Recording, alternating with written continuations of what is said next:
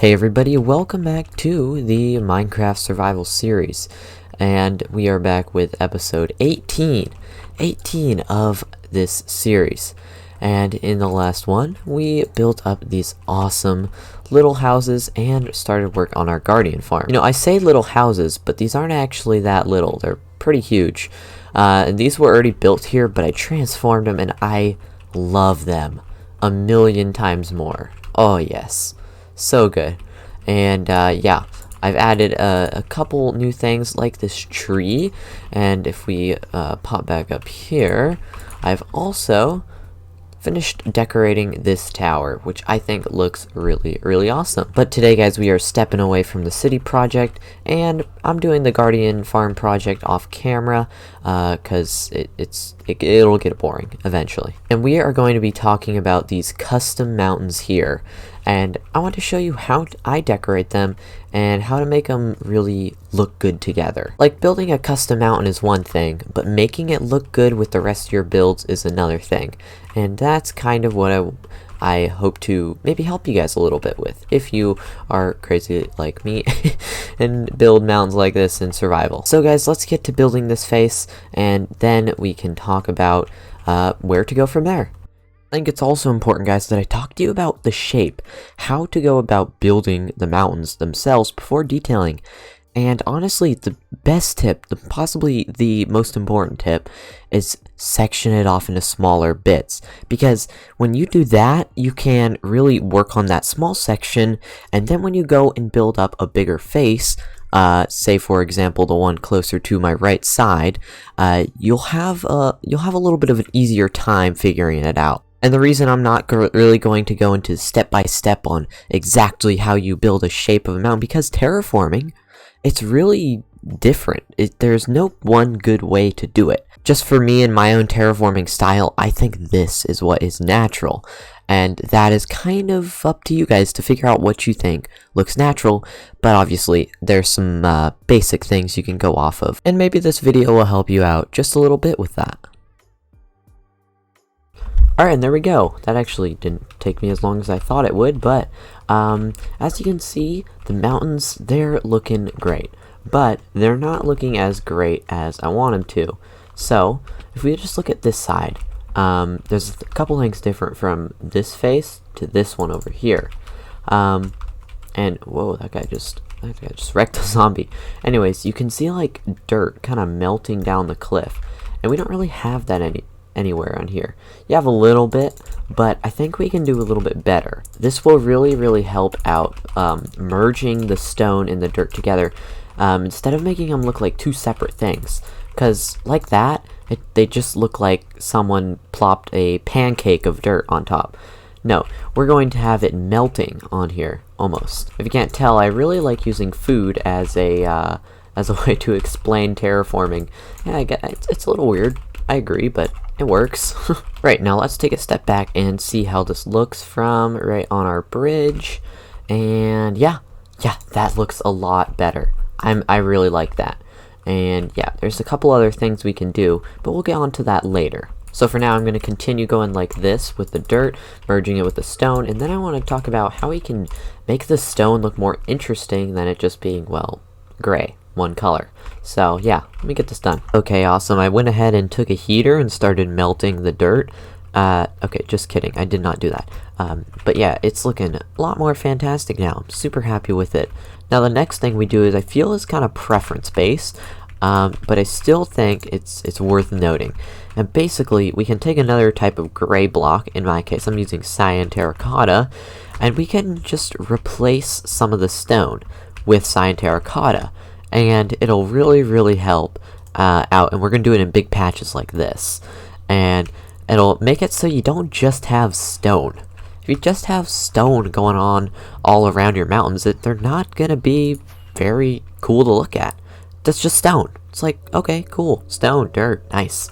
But if you can get in some different blocks, that is going to be really nice. So there we go. I think that's looking pretty nice. And we can add some more. I'm thinking right on this face would look good.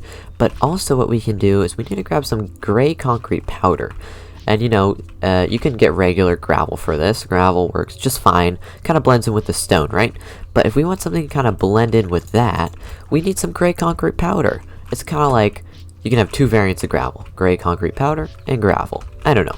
That's kind of my thought process with that, at least. Nice, so we can bring this out and we can almost make it fall a little bit. So, hold on, watch this.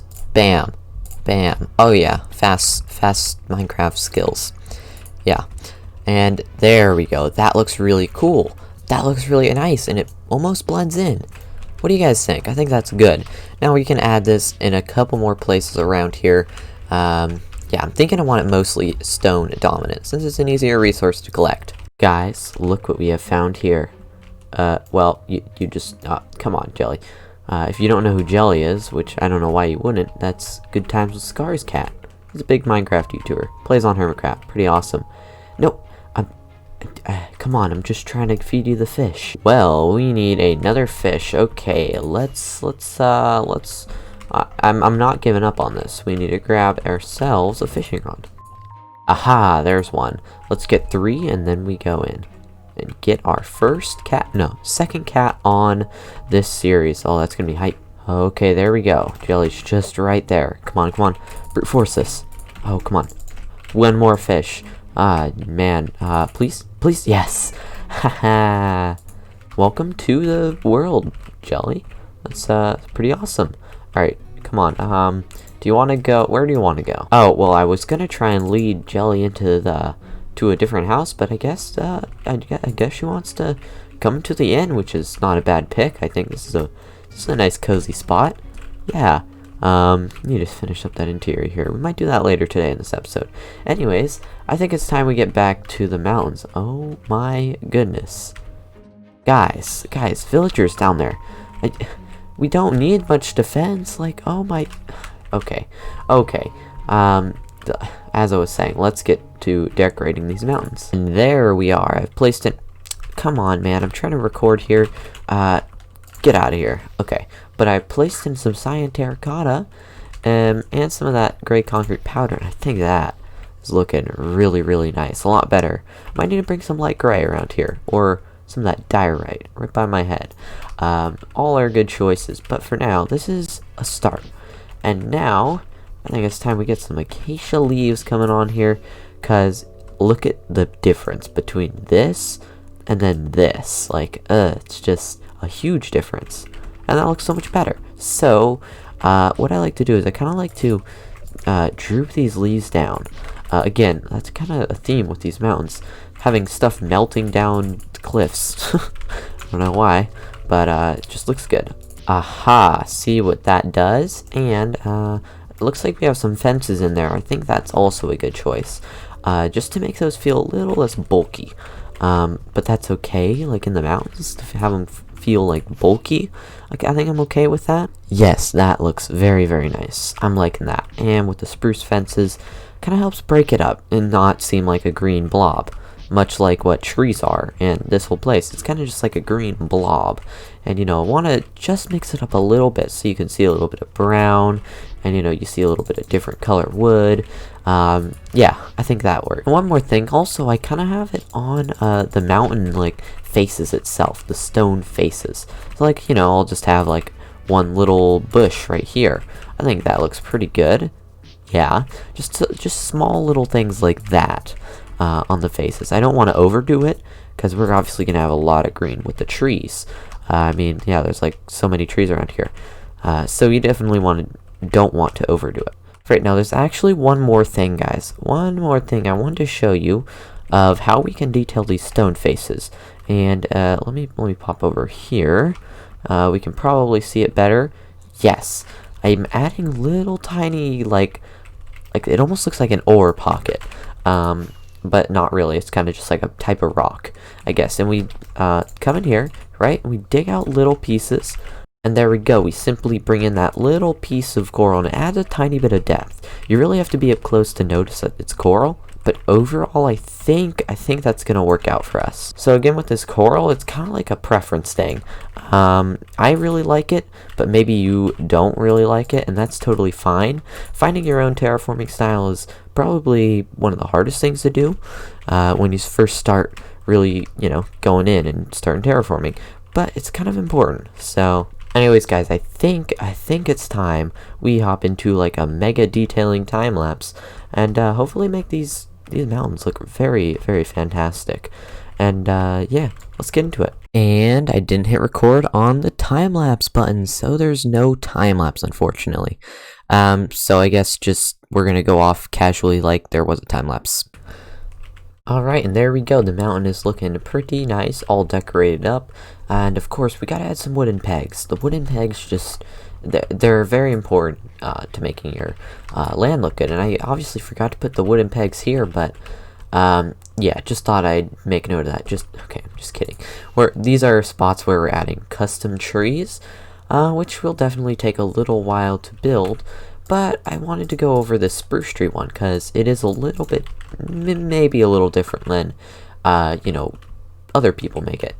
So guys, there's a million different ways you can go about building a spruce tree, but what I like to do is have a little bit of the log exposed, and this design does that pretty well. I think it does it pretty well.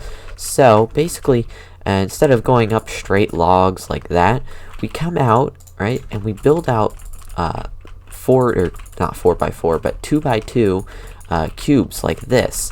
And then I come out an extra block, and I curve it. I curve it out just a little bit because I really like adding curves in my trees instead of having them coming straight up. Then I like to come down here and always fix these up, making sure that looks all nice and dandy. And we come down here one more time and we fix up its roots, make it look a little bit more root like there's actually roots to this tree. And here we can have it kind of dipping down into the water, which would be pretty nice. I think that's nice. Oops, and I forgot to change that one. And there we go. That's a nice shape. That works out just fine for me.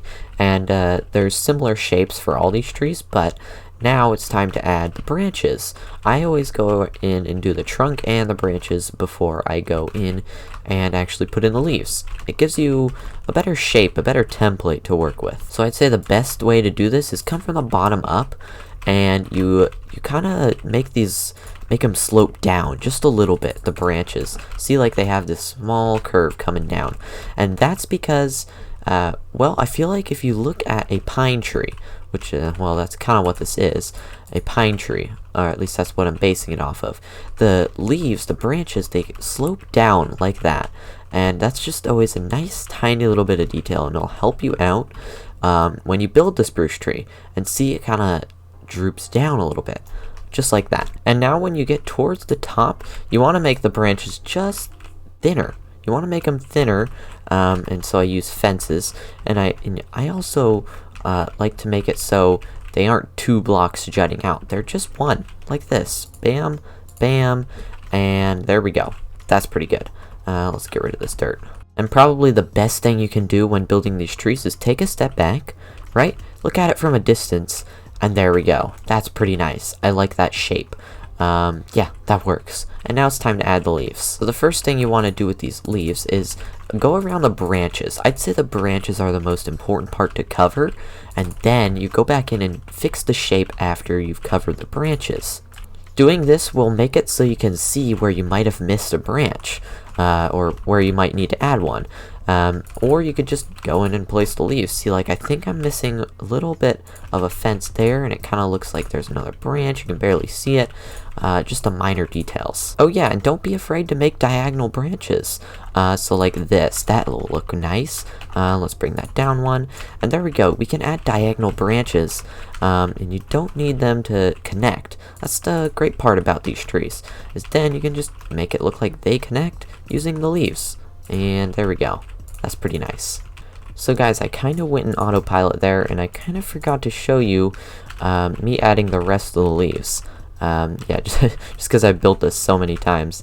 And let's just put a couple there, one there, and now let's take a look back, and this might look really, really weird. And that's okay, because then, yeah, see, there's like a little bit missing down below, there's a couple iffy spots over here, and that's, wow, that's the power of like taking a step back. And there we go. That is how you create this spruce tree. And I think that looks really nice. I want to add a little bit more log exposure, like you can see a little there. You can see a little bit right there. And obviously some more of that. But that is good. That is good. Now the one final tree I want to show you guys how to make is the aspen tree. And let me tell you, it's probably the easiest tree you'll ever build. Right, now jumping into this aspen tree, let me show you how easy this is. I like to come up, and again, I like to add a little bit of curve. And since you're using fences, it's so easy. And you come like this, right? And there's a nice shape for the trunk. Okay, and now we just come in here and add a couple little pieces of fences. Right, so there we go. That's pretty simple, pretty easy. And then you literally do the same exact thing as a spruce trees, almost. I mean, it's not like a spruce tree, but you do the same thing. And you come to these branches and you replace, or not replace, you place leaves right by them, like this. Okay, so I replace just the leaves, and you can see that is already not looking terrible yet. But then you really gotta floof it up a little and add a couple more, making sure there's not too much exposed, but you obviously want to, you know, have some in there. Then this is another preference thing. I like to come down here and add a little bit of roots. Yeah, they're kind of weird because they're fences, but you know, you can do a little bit. Okay, and there we go. And I literally place maybe 15 more leaf blocks, and it's done. That's the whole tree. You know, there's maybe some parts where you're gonna fine tune it like that. I always like to add aspen trees into my, like, right next to my spruce trees, because it's a nice difference. So an important thing when you're building custom forests, if you're that crazy like me, which I'm going to do soon, haha, is to add a little bit of variation, not just one type of tree. Like if I just did all spruce trees, great, that's cool. But if we add a little bit of variation and have another type of tree in there, it'll really, really help it out. Look, I have 3 different types of leaves. And that just makes it look 10 times better. So guys, just general advice when you have trees, don't just do like one type of tree. You gotta add multiple. Even if, say, you're only good at building oak trees. Okay, well that's where you gotta branch out and start trying some new trees. You know, and that's kind of what I'm trying to do here. I'm really bad at building oak trees. So I hope you guys are enjoying today's episode where I'm kind of explaining how I do things instead of just like, hey, we're gonna do some building. And the build looks great. Okay, hope you guys enjoyed. I'm trying to do a little bit more explaining with this. And let's go sleep here. But anyways, the trees are kind of more of a stream or time-lapse project, so we're going to catch up with those later. But for now, I do want to head over and do some interior work on this in-building over here. Well guys, I was going to do an interior, but I forgot to click record. Well, I guess, I don't know if I forgot, but I just didn't hit record. I don't know, and then I rambled on for like 20 minutes, interior, whatever, I was doing interior, maybe it was not 20 minutes, but the least I can do is show you guys what I've done. I'm so disappointed. Anyways, if we walk in here, this is the starting room. Most of this I actually, or some of it, not all of it, I've done. I didn't do this. I was thinking like this is a small little attic or closet, but let's head up to the family living area. You know, you got your little window, lantern, blah, blah, blah. And we come up here, and this is kind of the living area for the family that owns this place. And, you know, you got your little table, you can cook stuff. Oh, I meant to get, like, a counter somewhere so I could, you know, make it so you could, you know, chop vegetables or whatever you might need to cook for dinner, right? Yeah? Okay. Anyways, little bit of a unrealistic thing there, but we got the living area up here. You know, we got a nice little bed area. I'm thinking of popping out a window right here. I wonder if I can. Can't really get under there. Anyways, I'll fix that later. There's still a couple more things I want to do in here, but for the most part, it's finished. Yeah, you know, little storage space. Here's where they might put their food that's non-perishable. And yeah, then walking up the stairway. We have 4 rooms in this whole inn. So we got room 1, we got room 2. Well, clearly I didn't light something up here. Let's just put a torch here for now. Bam. Just in case. And maybe one in here too. And then we got room 3 and room 4. And they're all basically the same thing. You know, they got their books, they got a little shelf space, they got beds. Yeah, they're basically the same thing. I mean, just yeah, they're pretty much the same thing. Anyways, that's all I did with the interior. I wanted to kind of show you guys how I did it, but unfortunately, again, I didn't record, so that sucks. But I do want to go show you guys the progress we made on the Guardian farms so far. Alright, and here we are, and as you can see, I've done quite a bit of work. And there's still a little bit more sand placing we need to do, but see, this is why I stopped doing this. These Guardians are so annoying. But let's mine in here, and this whole entire place is cleared out of water. I got every little nook and cranny dried up, and so now it's just the outside, which I've already started doing right here. Yeah, we've got a little bit here, and I'm thinking next episode I'm really gonna grind it out, and I'm gonna try my best to get all of this, every single bit of it, done. Build the Guardian farm, everything. It's gonna be a long process, but I'm going to try and do it. Anyways, guys, thank you so much for watching. I have a feeling this video might be a little shorter, but if it is or if it isn't, still, thank you so much for watching to the end. I appreciate that a lot. And yeah, I'll catch you guys in the next video. Again, hopefully we'll have all of this finished, ready to go, and we're gonna be starting a new project. A huge new project, hopefully. That is if I have this done. You know what I just realized? The elytras aren't enchanted when you use the Optifine Zoom, but when you unoptifine Zoom, they are. Okay, before I start talking too much, I'll see you guys later.